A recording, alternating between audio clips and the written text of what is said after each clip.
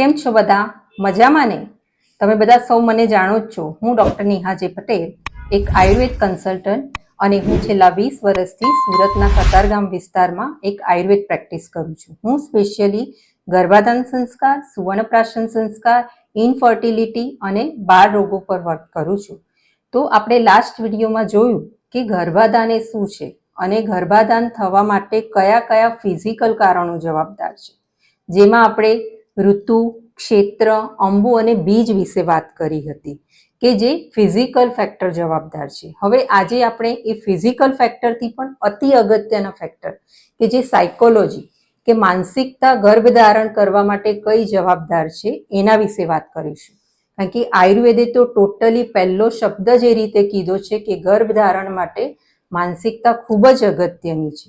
તો એ એવી વસ્તુ છે કે જે આપણે આજકાલની લાઈફસ્ટાઈલ પ્રમાણે ખૂબ સમજવી જરૂરી છે કે ગર્ભધારણ માટે શું જરૂરી છે. તો આયુર્વેદ કહે છે કે 100 મનુષ્ય ગર્ભધારણાના. તો 100 મનુષ્ય શું છે? તમે સૌ જાણો છો કે 100 મનુષ્ય ગર્ભધારણા નામ એવું કેમ કીધું છે? તો 100 મનુષ્ય એટલે પ્રસન્નતા, પરસ્પરની સદભાવના, પરસ્પરની આત્મીયતા. જ્યારે આ વસ્તુ હોય છે ત્યારે જ ગર્ભ કન્સિવેશન કરે છે. આપણે ઘણીવાર જોઈએ છે કે રિપોર્ટ્સ કરાવે કપલ તો કે મારે તો બધા જ રિપોર્ટ્સ નોર્મલ છે, છતાં બી એને પ્રેગ્નન્સી રહેવામાં સ્ટ્રગલ આવતી હોય છે. તો આના માટે એ લોકોની માનસિક સ્થિતિ શું છે એના પર પણ આપણે જોવું ખૂબ જ અગત્યનું છે. કારણ કે આજકાલની કોમ્પિટેટિવ લાઈફસ્ટાઈલમાં આપણે જોઈએ જ છે કે ઘણા બધાને સ્ટ્રેસ, તણાવ અને સાથે સાથે રાગ, દ્વેષ, ક્રોધ એવા મનોભાવ પણ જોવા મળે છે. અને આ માનસિકતાને લીધે એની ઇફેક્ટ એમના ફિઝિકલ ફેક્ટર પર પડતી હોય છે. જેમ કે ફિમેલમાં જોઈએ છે કે ઘણી ફિમેલ બહુ સ્ટ્રેસ લેતી હોય અથવા તો ગુસ્સાવાળા નેચરની હોય તો એના માટે એ લોકોને PCOS અને સાથે સાથે હોર્મોનલ ઇમ્બેલેન્સ, થાઇરોઇડ એવા કોમ્પ્લિકેશન આવતા હોય છે, જેના લીધે એ લોકોની ઓવ્યુલેશન સાયકલ ડિસ્ટર્બ રહેતી હોય છે. જ્યારે મેલ પર્સનમાં જોઈએ તો એ લોકોમાં પણ ઘણા બધા ફર્ટિલિટી રિગાર્ડિંગ પ્રોબ્લેમો જોવા મળે છે.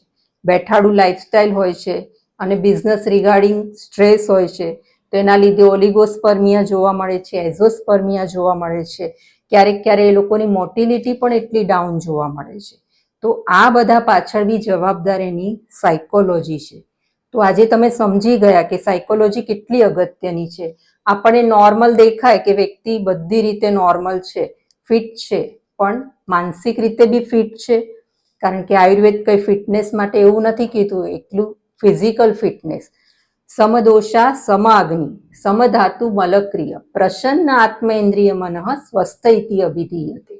એટલે પ્રસન્ન આત્મ ઇન્દ્રિય અને મન હશે તો જ વ્યક્તિને સ્વસ્થ કહેવામાં આવશે. એકલું ખાલી ફિઝિકલ ઇન્વેસ્ટિગેશન બધા નોર્મલ હશે તો એને સ્વસ્થ નહીં કહી શકાય.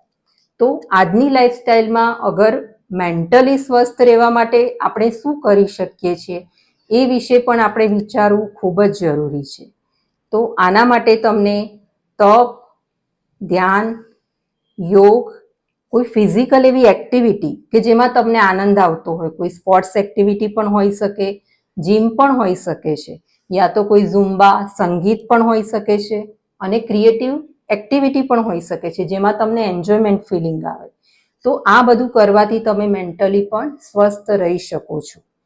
આ ઉપરાંત આયુર્વેદ કહે છે કે અગર મેન્ટલી સ્ટ્રેસ, તણાવના લીધે ઊંઘ ડિસ્ટર્બ રહેતી હોય કે બીજું બધું પણ તમને રહેતું હોય સાયકોલોજી અપડાઉન, તો તમે શિરોધારા અને નશ્ય પણ કરાવી શકો છો, જેથી તમારું હોર્મોનલ બેલેન્સ આવે. અને સાથે સાથે ક્યારેક તમારું વારે વારે ગેસ ટ્રબલ રહેતી હોય તો પણ તમારું મેન્ટલી સ્થિતિ વારે વારે અપડાઉન થતી હોય છે, તો એના માટે તમે બસ્તી પણ લઈ શકો છો, જેથી તમારું બોડીમાં વાયુ બેલેન્સ થઈ શકે. તો આજે આપણે ગર્ભાધાન સંસ્કાર વિશે જાણ્યું. હવે નેક્સ્ટ આપણે ગર્ભ સંસ્કાર વિશે જાણીશું. તો ગર્ભ સંસ્કાર વિશે તમે જાણવા માટે મારી ચેનલને સબસ્ક્રાઇબ કરો, લાઈક કરો અને શેર કરો. નમસ્કાર.